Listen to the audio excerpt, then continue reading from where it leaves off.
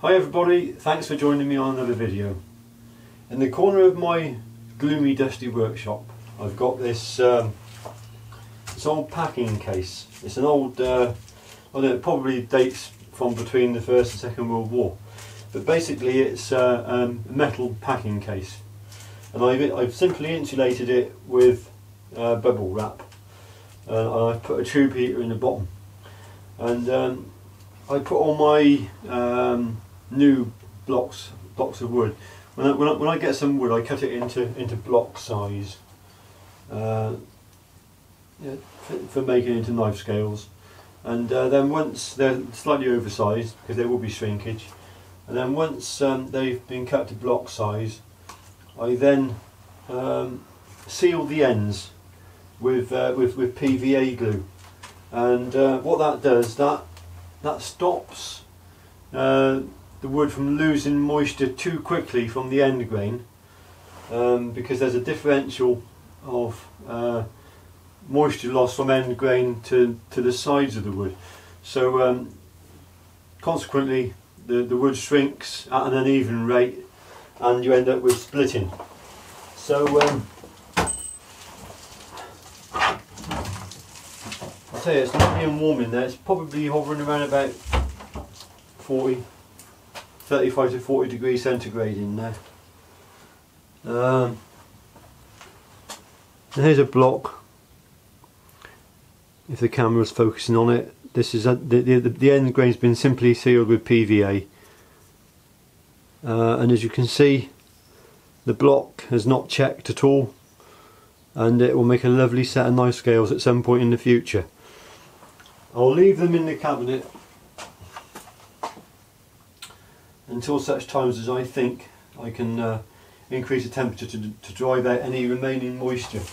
Because when you stabilise wood using the thermosetting resins and the vacuum chamber, it's absolutely, well, to get the absolute best results you need to remove absolutely all the moisture. And I'm not just sort of saying you need to get your wood down to sort of 10% or 12% moisture content.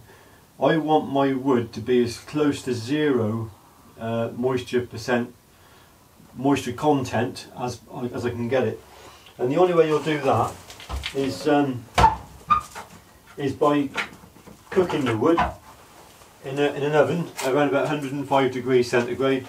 Stick your blocks of wood in the oven and drive out the last remaining bit of moisture, and then once they've cooled, then stick them in the vacuum chamber and take the air out of them, and that's how I do it.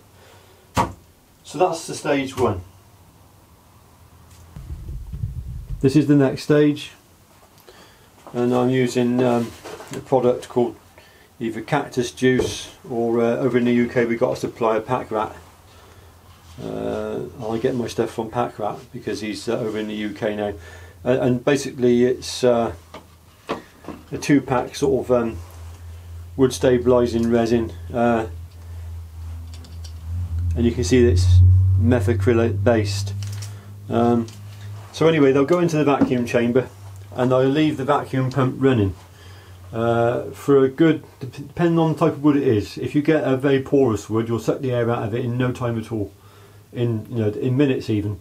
But if you get a real close grained wood, something like maple or walnut, or some of the hardwood, native hardwoods, then sometimes even the 24-hour period the pump will need to run continually to pull the air out.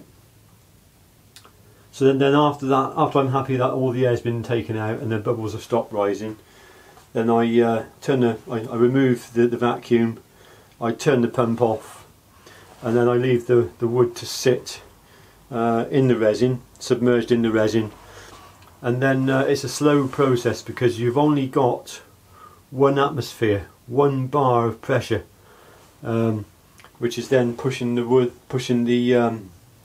resin into the wood. So it's just 1 bar, which is it's not a great amount of pressure really, is it? 14 psi is basically what an atmospheric pressure is. So I've enhanced things, and I've got this pressure pot now, and the wood now goes into the pressure pot, and it gets an extra 3 to 3.5 bar of atmospheric pressure, which forces the resin into the wood. The blocks then get put into the pressure pot, and then they get subjected to plus 3 to 3.5 bar of atmospheric pressure, and I leave them in there for 2 or 3 days. These are ready to come out now, so I'm going to remove the air pressure and see what we've got. Quite a lot of air in there, as you can hear.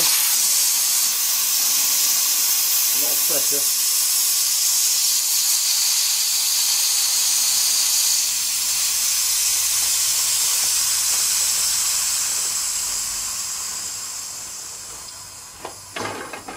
I think this is about as far as I can go with wood stabilising.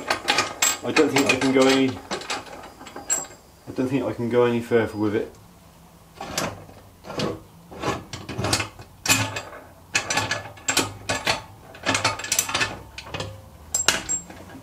From a home workshop anyway. And I should imagine the professional people must be using pressure treatments as well. So we'll look inside and see what we've got.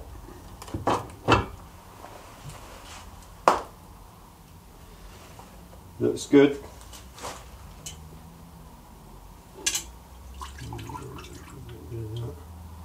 Take some weight out. I got these knife blanks in there for weighting things down. So I'll take you off the tripod and we'll peer inside the pot.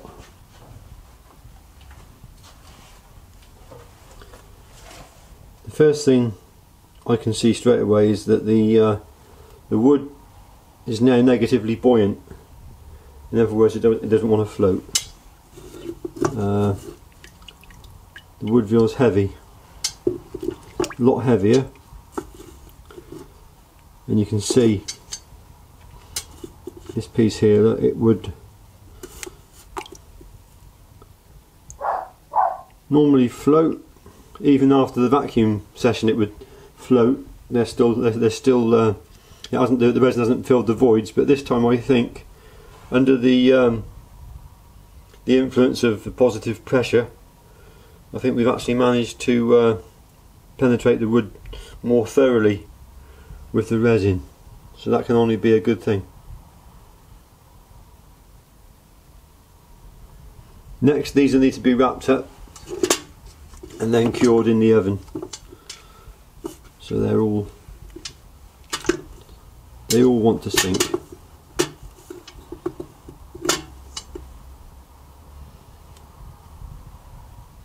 That's the result.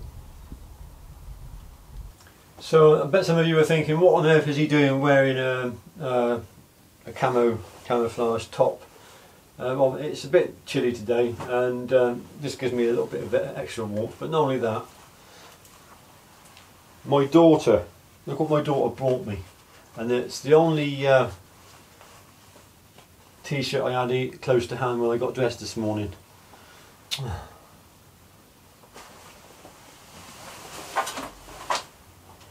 It just isn't me.